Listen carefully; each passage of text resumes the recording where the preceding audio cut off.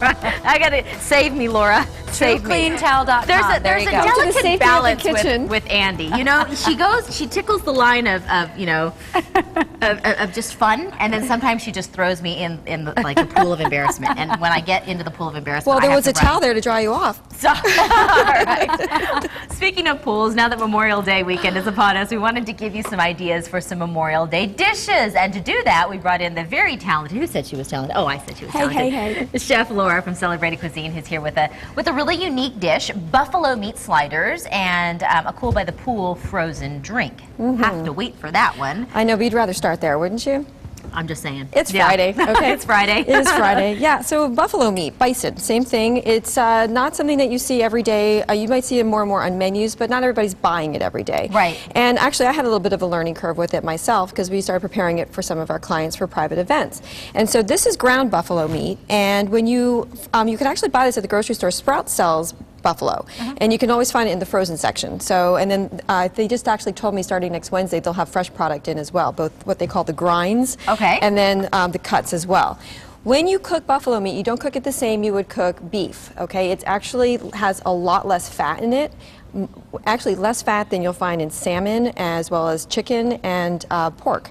So it's now the new other red meat, I guess you could say. Okay. And it is very high in protein as well, and it's actually really excellent for you. Plus, it's grass-fed. It is free range, basically, always, and no hormones or anything like that. They're the animals that they go, mwah, mwah, mwah, we just love you, we take care of you, and then they end up giving us soft meat. Well, yes, they're not massaged like you would find for a Kobe beef or something like that. Although I'm sure there are some plains in Colorado. I think they're the cousin of it. If you wanted to head out there, you could. So basically, you don't need to do a lot to this, but when you do cook it, as you'll see later, we don't want to cook it over very high heat, and you necessarily don't cook this on the grill over direct heat. So the reason being that it doesn't have a lot of fat to protect it. Okay. So what you would do if you choose to do this at home on the grill is light half your grill, but cook it on the other side. We call that indirect heat. Got it. Okay. All right. Otherwise, you can do a pan sear on it, and you can also crock pot the bigger chunks and everything too if you want to. So it's really versatile in that regard.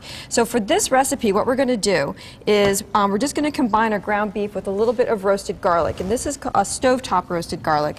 And I love this technique because you don't have to put the whole bulb in the oven, turn the oven on, heat up your whole house. Instead, you get to cook something that actually is a very fragrant and does a nice job of making Well, what your was house funny is aromatic. you started just, a couple minutes before we started the show, and then it took about, I don't know, a couple minutes, and we were like, what's that?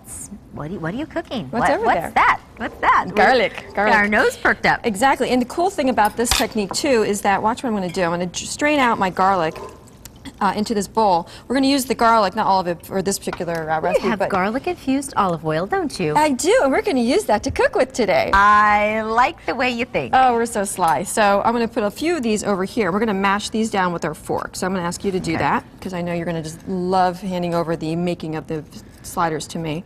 So here, go ahead and mash away. Squish away. Yep, and these right here, I can also puree. I can put this on a cheese board, a little bit of brie. I mean, there's all kinds of options with this. I like using it in lieu of fresh garlic for making pestos and stuff, too. Ooh, all right. Yeah, or hummus, classic hummus. All right, so mash away. Yeah. Mash like you mean it. While you're doing that, I just want to talk a little bit about what we're going to put on top of here.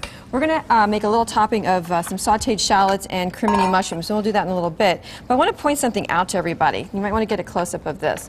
So when you buy your mushrooms at the grocery store, sometimes they will look like this, and sometimes they look like this. See how one's open? This is a much less ripe mushroom. Okay, this is past its prime. I'm sorry, it's way too ripe. It's like overdone.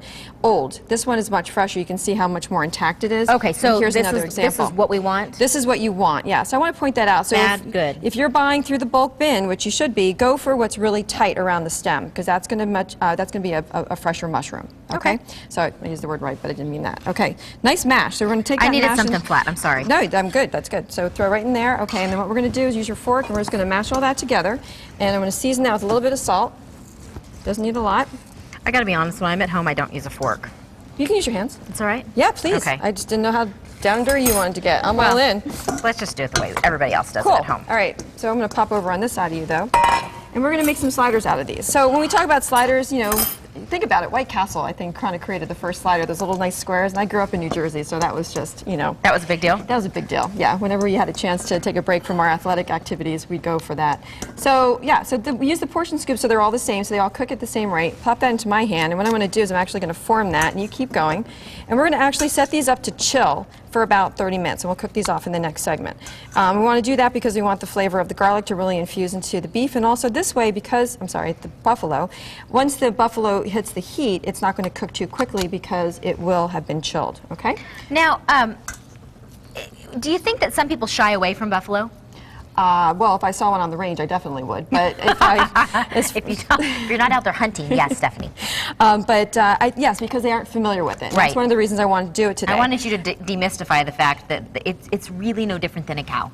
In terms of... Just, the uses that we can, The- it's just another thing to eat. It's another thing to eat, right. I mean, you can add it to your protein selections like you do for chicken, pork, etc.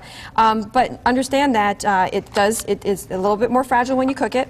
And it's really delicious, and not only that, but just really good for you too. So I'm going to give you that. I have to make Andy eat it. I was kind of We're not going to make it. She is going to eat it. You know why? Because we're all going to be loving it so much. She's going to be running in here to figure out why she's missing out. I'll try it. I'll try it. Okay, everybody heard that. Andy said she's going to try it. Andy said she'd try it. Okay, cool. It always happens. She says, I'm not going to eat that. And then we almost force feed her. And then she goes, I'm making that for dinner for my family. They would love that. All right. So cool. Okay, so we're going to pause right here in action.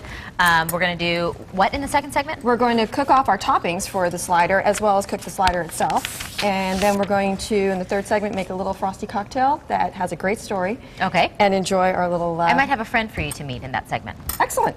Cool guy. All right.